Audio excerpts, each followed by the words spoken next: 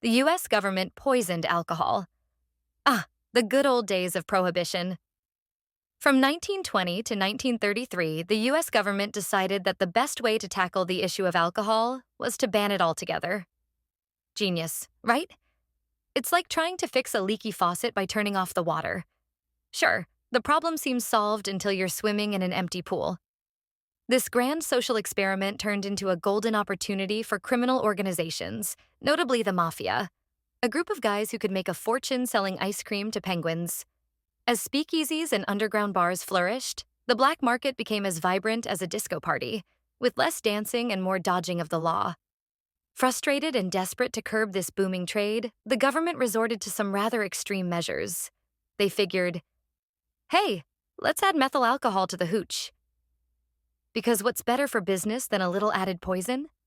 They must have thought that bootleggers would shy away from selling deadly drinks, not realizing that some sellers would happily mix poison and profit like they were crafting fancy cocktails. Unfortunately, the plan backfired spectacularly. In 1926, this government solution led to 585 people meeting their untimely demise in New York City alone. Nationwide, over 5,000 casualties were reported, a staggering increase that would make even the most ambitious sales chart blush. Talk about a buzzkill. Heart attack pistol. In 1975, CIA Director William Colby testified before a Senate committee investigating allegations of CIA assassination plots against both foreign and American politicians.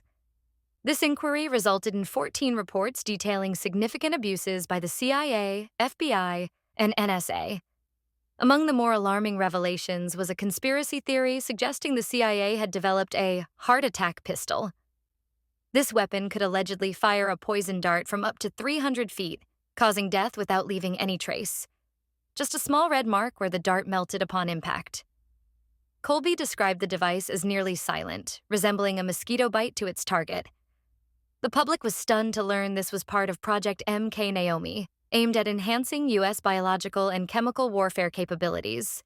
This incident marked the only public reveal of the heart attack pistol, Canada's gay radar.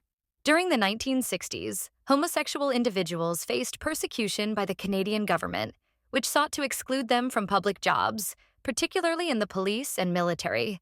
To aid in this effort, Dr. Frank Robert Wake, a psychology professor at Carleton University, developed the so-called GAIAR, or fruit machine.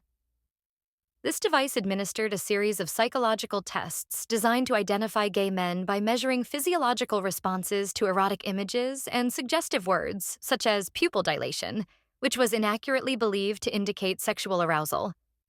However, the machine was fundamentally pseudoscientific and unreliable. External factors, including lighting conditions, could easily affect pupil response. Despite its flaws, the use of this machine led to the firing of hundreds, if not thousands, of individuals from their jobs. CIA's fake animals. In the 1970s, the CIA developed the Insectothopter, a drone designed to mimic a dragonfly.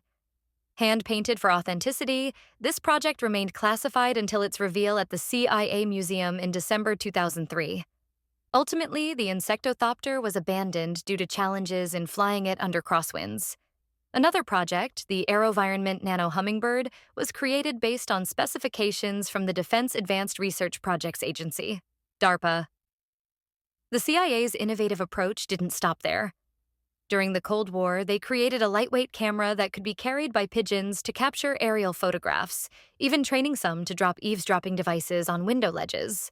However, while they successfully placed some devices, they failed to capture any usable audio. Additionally, the agency employed fake fish to discreetly collect water samples and detect nuclear runoff or other hazardous substances. Project Sunshine. Project Sunshine was a series of U.S. government research studies initiated in 1953 to assess the impact of radioactive fallout on human populations. This project remained classified until 1956. The primary focus was on strontium-90, a radioactive isotope that posed a significant health threat, particularly to children, whose developing bones are more susceptible to radiation damage due to their ability to accumulate strontium-90. Conducting experiments on living humans presented obvious ethical dilemmas, and it was challenging to find families willing to donate their deceased loved ones for such research.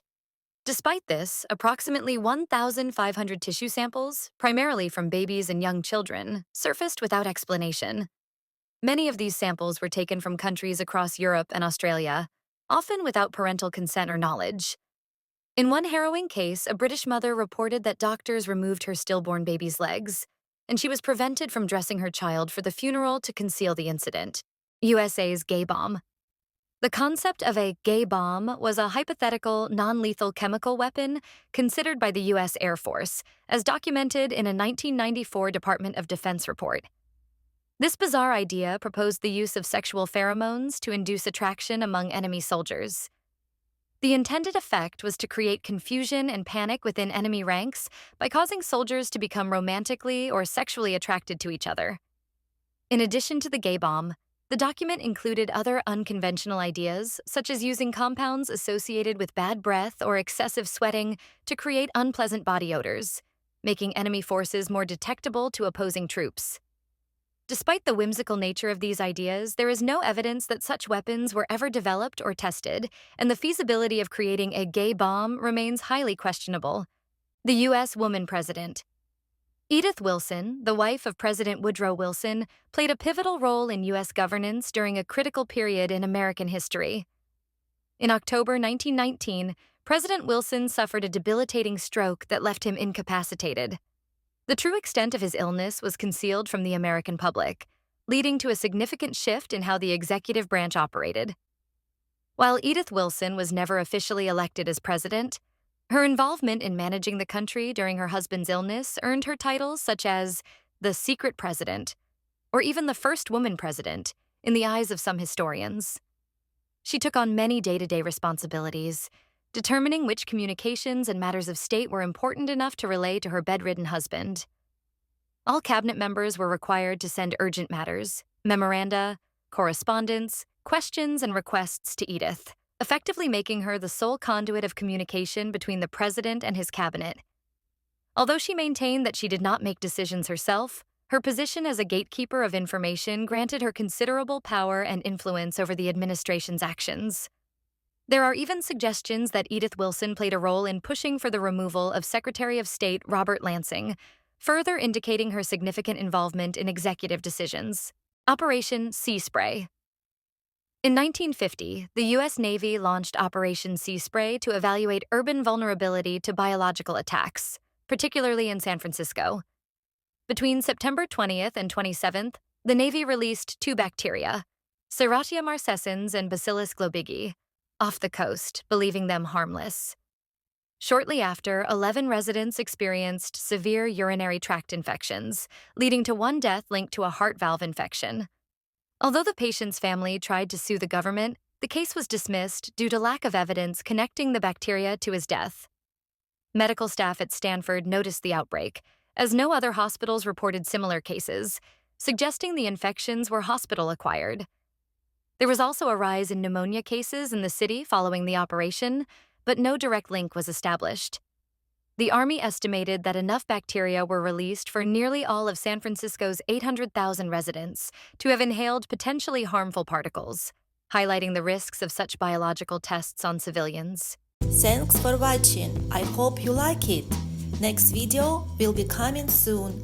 Bye!